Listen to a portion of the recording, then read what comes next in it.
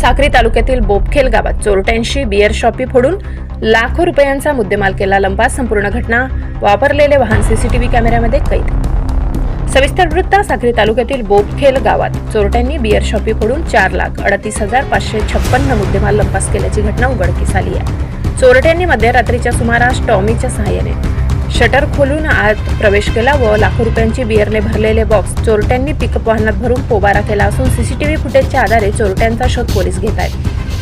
बोपखेल गावात beer shoppe नेहमीप्रमाणे रात्री बंद करून मालक घरी गेले असता मध्यरात्रीच्या सुमारास चोरट्यांनी टॉमीच्या सहाय्याने शटर उघडून बियर शॉपीमधील जवळपास 4,38,556 रुपये किमतीची बियर ही पिकअप वाहनात भरून तेथून पोबारा केला.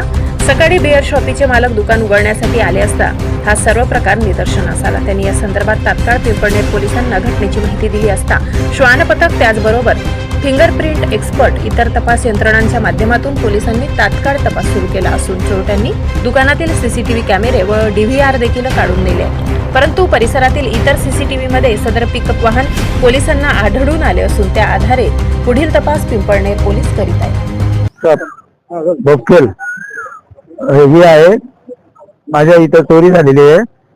चोरी साधारण 8 ते 10 लाख रुपयाची चोरी झालेली आहे.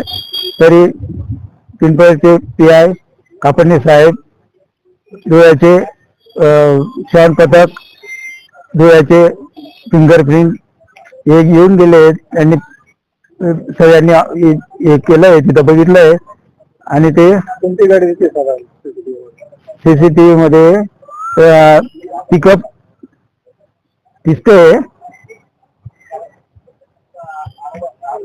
तरी बोपखेल उमऱ्या रस्ता आहे.